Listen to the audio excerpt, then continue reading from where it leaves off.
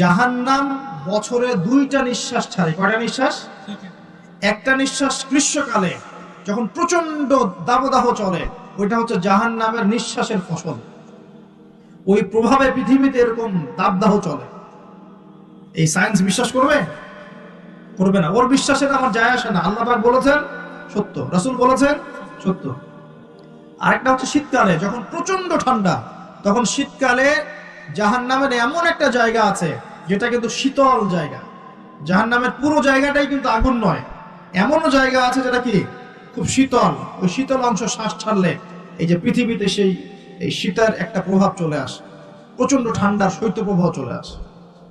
এটা হয়তো অনেকে বিশ্বাস করবে না, ভুল মনে করবে যে ধর্মান্ধ কথাবার্তা। হাদিসে আছে নবী সাল্লাল্লাহু আলাইহি ওয়াসাল্লাম বলেছেন, কে সত্যবাদী? এই পুরো সভ্যতা না রাসূল সাল্লাল্লাহু আলাইহি ওয়াসাল্লাম? এই বিশ্বের সমস্ত মানুষ সত্যবাদী বেশি না আল্লাহ রাসূল বেশি সত্যবাদী? বাস, আর কোনো দরকার আছে কথা? কবরের আযাব সত্য না মিথ্যা? চোখে দেখা যায়? কোন পরীক্ষাগারে প্রমাণ করা যায়? তাহলে পশ্চিমারা যে বলে পরীক্ষা নিরীক্ষা পর্যবেক্ষণ ছাড়া কোনো জ্ঞান নেওয়া যাবে না, তাহলে কি হবে? এই যে শিক্ষা ব্যবস্থা দাঁড়িয়ে আছে এখনকার এই দর্শনের উপরে, পরীক্ষা নিরীক্ষা পর্যবেক্ষণ চাক্ষুষ না দেখা পর্যন্ত কিছু বিশ্বাস করি না। যদি বিশ্বাস করেন তখন আপনাকে বলবে ধর্মান্ধ হইবে। কি বলবে? কথা বোঝেন না আমার? হ্যাঁ, ওদের ফিলোসফি অফ এডুকেশন, মানে আমরা বলি এটাকে এপিস্টিমোলজি, আমাদের ফিলোসফিতে বলতো এপিস্টিমোলজি, মানে জ্ঞান তত্ত্ব। এই শব্দের অর্থ হচ্ছে কি? জ্ঞান তত্ত্ব। ওদের জ্ঞান তত্ত্ব হচ্ছে যে যেটা ভিজুয়াল না, আমরা যা দেখি না, এবং যেটা স্পর্শ করা যায় না, ইন্দ্রিয় দিয়ে উপলব্ধি করা যায় না, মানে স্পর্শ করে বোঝা যায় না, গন্ধ নিয়ে বোঝা যায় না, তারপরে কঠিন তরল না বায়বীয় পরীক্ষা করা যায় না, পরীক্ষা নিরীক্ষা পর্যবেক্ষণের মাধ্যমে সিদ্ধান্তে আসা যায় না, এটাকে জ্ঞান বলে না। যদি এটাকে এই সিঁড়িগুলো উত্তরানো যায় তখন সেটা জ্ঞান, ওদের দর্শন এটা। তাহলে এখন কবর আযাবটাকে আপনি কি করবেন? এখন কবর আযাব নাই, তাহলে এখন তো আপনাকে আল্লাহ পাকের কথায় বিশ্বাস করতে হচ্ছে না, গায়েবে বিশ্বাস করতে হচ্ছে। তাহলে এখন আপনি যখন গায়েবে বিশ্বাস করতে যাবেন, ওরাই আপনাকে তোকমা দিয়ে দিবে এটা ধর্মান্ধ, এবং ওয়ার্ল্ড আপনাকে আক্রমণ করবে তখন। যেমন মুসলিমদেরকে এখন আক্রমণ করছে না এগুলো দিয়ে, এগুলো এমনি এমনি আসে না, এটা পরিকল্পিত। আপনার ভিত্তিটাকে নড়িয়ে দিবে। তাই তো আসলেই তো আল্লাহকে তো দেখি না, ফেরেশতা তো দেখি না, জিন জাতিকে তো দেখি নাই, আত্মা তো দেখি না, কবর আযাব তো দেখি না, কেন বিশ্বাস করবো তাহলে? এই জন্য দেখবেন একটা প্রজন্ম তৈরি হচ্ছে এখন, ওরা বলে যে আমি তো আল্লাহ কোরআন এগুলো তো খুব একটা বিশ্বাস করি না, কারণ আমি তো দেখি না। নাউজুবিল্লাহ। আছে না আমার লোকজন আশপাশে আপনার? এদের সংখ্যা বাড়ছে না কমছে? দিন দিন বাড়ছে। হয়তো আপনার কাছে মনে হচ্ছে যে এদের সংখ্যা হয়তো বেশি না, কিন্তু দিন দিন বাড়ছে। একটা তথ্য দিয়ে যায় আপনাদেরকে এখানে, শোনেন। বিগত 100 বছরে, কত বছরে? বিগত 100 বছরে বিশ্বের 3টা দর্শন খুব চলেছে। কয়টা দর্শন? 3টা। একটা হচ্ছে এলিমিনেশন, ওরা বলে কি এলিমিনেশন, মানে কনসেপ্ট অফ গড, মানে আল্লাহর বিশ্বাসটাকে সরিয়ে দেয়া, এটাকে এলিমিনেট করা। দেখবেন পশ্চিমারা সহ এই উন্নত সভ্যতা, সো কল্ড উন্নত সভ্যতা নিয়ে কিন্তু আল্লাহ বিশ্বাস করে না। তারা নাস্তিকতার আদর্শ ছড়িয়ে দিচ্ছে, কিন্তু তারা বিজ্ঞানে বিশ্বাস করে, আল্লাহ বিশ্বাস করে না। কিন্তু বিজ্ঞান যদি বলে কবরের আযাব বলে কিছু আছে, ওরা বিশ্বাস করবে, অবশ্যই বিশ্বাস করবে। কিন্তু আল্লাহ যদি বলেন কবরের শাস্তি আছে, তারা বিশ্বাস করবে না। আমার কথা বোঝাতে পারছি? আচ্ছা, এটা একটা। 2 নম্বর হচ্ছে ম্যাটেরিয়ালিজম, মানে বস্তুবাদিতা, মানে মানুষকে দুনিয়া, খাও দাও ফুর্তি করো, ব্যাংক ব্যালেন্স, টাকা পয়সা, জমি জমা, স্ট্যাটাস, এইটুকুর মধ্যে সীমাবদ্ধ করেছে। চিন্তাগুলোকে এর মধ্যে সীমাবদ্ধ করেছে। পরকাল, পরকালের জীবন, ওইখানে জবাবদিহিতা, আল্লাহর সামনে দাঁড়ানো, এগুলো বাতিল, এগুলো পড়ে। মানুষকে দুনিয়ার দিকে ফোকাস করেছে। দেখেন না এখন ফ্লাইওভারে দাঁড়াবেন, দেখবেন মানুষ ছুটছে, সারাদিন ছুটছে। কিসের পিছনে? পরকাল, দুনিয়ার পিছনে। অল্প কিছু মানুষ আছে যারা একটু ধর্মান্ধ টাইপের নাকি, তারা ছোট ধর্মের দিকে। আরেকটা আছে 3 নাম্বার, এটা হলো চ্যালেঞ্জ এগেইনস্ট রিলিজন, মানে ধর্মের বিরুদ্ধে চ্যালেঞ্জ উত্থাপন করা, যে ধর্মের এটা কেন, ধর্মের ওইটা কেন, হ্যাঁ মুসলিমদের মধ্যে পর্দা কেন, চুরি করলে চোরের হাত কেন কাটতে হবে, বড় একটা বিষয়। তারপরে ইসলামে বহু বিবাহ কেন, ঠিক আছে, তারপরে বিয়ের এক্সাক্ট কোনো বয়স নাই কেন, মানে এই যে কনসেপ্ট থ্রো করছে না এগুলো চ্যালেঞ্জ, রিলিজিয়নকে চ্যালেঞ্জ করা, এই দর্শনটা ছড়িয়ে দেওয়া হয়েছে বিগত 100 বছরে।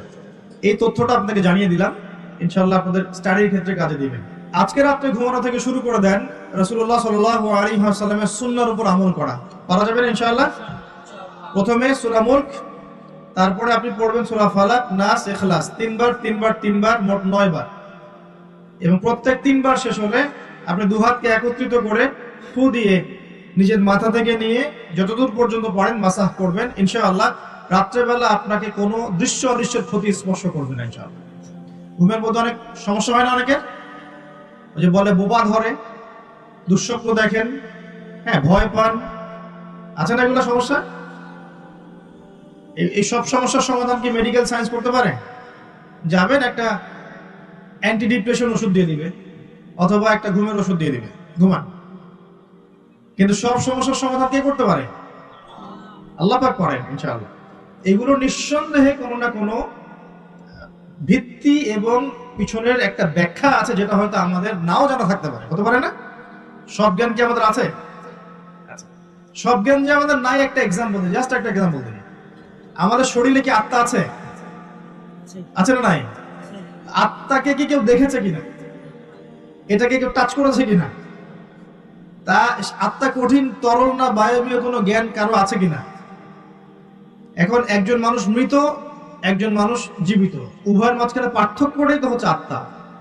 একজন মানুষ মৃত, তার মধ্যে আত্মাটা নাই, আর যে মানুষটা জীবিত তার মধ্যে কি আছে? রূহ বা আত্মা আছে। আল্লাহ পাক এই সম্পর্কে কি বলছেন? আল্লাহ বলছেন সূরা বনী ইসরাঈলে, ইয়াসআলুনাকা আনির রূহ, হে নবী তারা তোমাকে রূহ বা আত্মা সম্পর্কে জিজ্ঞেস করে। কুলির রূহু মিন আমরি রাব্বি, তুমি বলে দাও হে নবী রূহ হচ্ছে তোমার রবের একটা আদেশ মাত্র। কি একটা আদেশ? আদেশে এসেছে, আদেশে চলে যাবে, কোনো কারণ লাগে নাকি? আমরা কারণ ব্যাখ্যা করতে চাই, এটাকে বলে কার্যকারণ তত্ত্ব। প্রত্যেকটা কাজের পিছনে একটা কারণ ব্যাখ্যা করি, হ্যাঁ এটা কেন হলো এই কারণে, এটা কেন হলো এই কারণে, এটাকে বলে কার্যকারণ তত্ত্ব। আল্লাহ পাকের হুকুমে মানুষ যে মারা যাচ্ছে, এর পিছনে কোনো কারণ লাগে নাকি? এই যে একটা মানুষ হাঁটছে হাঁটছে ডেড, আর আমরা বলে দিলাম হৃদযন্ত্রের ক্রিয়া বন্ধ হয়ে মারা গেছে, এই তো এই কথা তো। ক্রিয়াটা বন্ধ হলো কিভাবে? ভালোই তো ছিল, হঠাৎ করে কি হলো? কার হুকুমে হলো? এটা কোনো হুকুমদাতা নাই, এই কনসেপ্টটাই তো বিশ্বাস করছে না। তো রূহ বলে কিছু একটা আছে না, এই রূহের কি ব্যাখ্যা আমি করতে পারবো? এই জ্ঞান কি আমার আছে? আল্লাহ বলছে ওয়ামা উতিতু মিনাল ইলমি ইল্লা কালিলা, এই বিষয়ে তোমাদেরকে খুবই কম জ্ঞান দেওয়া হয়েছে, জ্ঞানই দেওয়া হয়নি। জ্ঞান কে দেয়? নাকি সব জ্ঞান আমরা অ্যাচিভ করি? জ্ঞানতাত্ত্বিক দর্শন শোনেন, কিছু মানুষ বলেছে সুদীর্ঘকাল ধরে মানুষ বুদ্ধি থেকে জ্ঞান পায়। কি থেকে পায়? বুদ্ধি থেকে। আবার কিছু মানুষ বলেছে মানুষ অভিজ্ঞতা থেকে জ্ঞান পায়। কি থেকে? অভিজ্ঞতা। অভিজ্ঞতা হয়েছে, জ্ঞান পেয়েছে, আগে জানতেন না এখন জানছেন। এখানে বিষয়টা কি, এর চূড়ান্ত বক্তব্যটা কি? চূড়ান্ত বক্তব্য দিয়েছে ইসলাম। ইসলাম বলছে ওয়াকুলুল হক ওয়াকুলিল হাক্কু মির রাব্বিকুম, হক বা সত্য রবের পক্ষ থেকে আসে। সূরা বাকারায় আছে ওয়াআল্লামা আদামাল আসমাআ কুল্লাহা, আল্লাহ পাক আদম আলাইহিস সালামকে সমস্ত নাম শিক্ষা দিয়েছেন।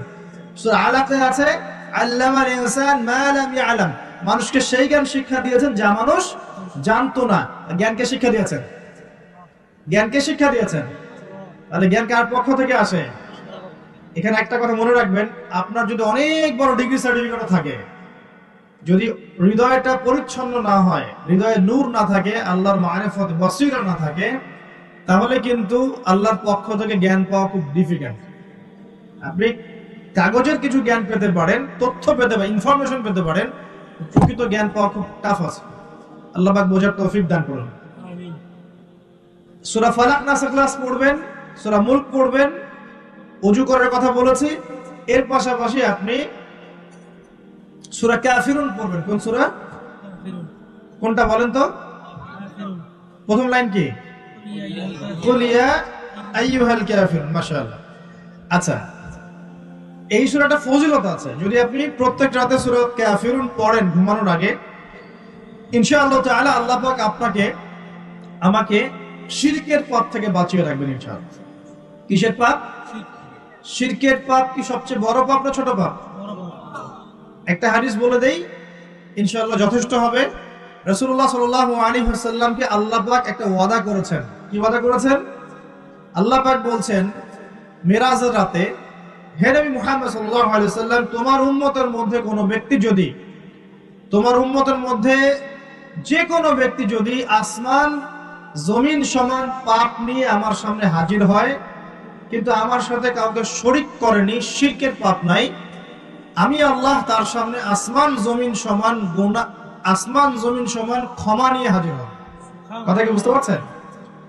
অনেক পাপ করেছেন আপনি, পাপের শেষ নাই, কিন্তু আপনি শিরকের পাপ করেন নাই, ইনশাআল্লাহ একদিন না একদিন আপনি জান্নাতে যাবেন ইনশাআল্লাহ। আল্লাহ পাক সমস্ত পাপ মাফ করতে পারেন, কোন পাপ ছাড়া? শিরক। তওবা করলে এখনই মাফ করতে পারেন ইনশাআল্লাহ। তো এই শিরকের পাপ থেকে আপনাকে বাঁচাবে কোন সূরা? সূরা কাফিরুন। তেলাওয়াত করেন, দেখবেন শিরক আপনি চিনে ফেলবেন ইনশাআল্লাহ, সেখান থেকে আপনি দূরে থাকতে পারবেন ইনশাআল্লাহ। আর শিরক থেকে বাঁচার জন্য একটা কিতাব আমি সাজেস্ট করেছি অনেকবার, কিতাবুত তাওহীদ। কোন কিতাব? কিতাবুত তাওহীদ। এর শারাহ বা ব্যাখ্যা আছে, অনেকগুলো প্রকাশনা থেকে বের হয়েছে, কিনতে পারেন। বাংলায় অনুবাদ করা আছে, বইটা পড়তে পারেন। তবে বইটা একটু কঠিন, অনেকে হয়তো বুঝতে পারবেন না সবকিছু। যেটাই বুঝবেন না, স্থানীয় বড় আলেম যিনি আছেন, হকপন্থী আলেম, তার কাছে গিয়ে জিজ্ঞাসা করবেন। একা একা পণ্ডিত হতে যাবেন না, একা একা পণ্ডিত হয়ে গেলে সমস্যা। ওই যে এক শ্রেণী বের হয়ে গেছে যে কোরআন মানলেই হবে, হাদিস মানার কোনো দরকার নেই, আছে না? হ্যাঁ, এই যে বেশি পণ্ডিত, এখানে কোরআনের দলিলকে অগ্রাহ্য করলো। আল্লাহ যে বলছেন রাসূল যা দিয়েছেন নাও, রাসূলের দেওয়াগুলো পাবো কোথায়? রাসূল যা দিয়েছেন সেগুলো কি কোরআনে আছে নাকি? রাসূল যেগুলো দিয়েছেন ওগুলো কোথায় আছে? রাসূল যেগুলো থেকে নিষেধ করেছেন ওগুলো কোরআনে আছে নাকি? রাসূল যেগুলো নিষেধ করেছেন কোথায় আছে? তাহলে এই অংশটুকু বাদ দিয়ে কোরআন মানা যাবে নাকি? তার মানে হচ্ছে আমি কোরআনটাই তো মানলাম না, তাহলে আমি কোরআনটাই মানিনি আসলে। তো এই যে সমস্যা, নিজে বেশি পণ্ডিত হতে গেলে প্রবলেম আছে। ওলামায়ে কেরামের সাথে সম্পর্ক রাখতে হবে।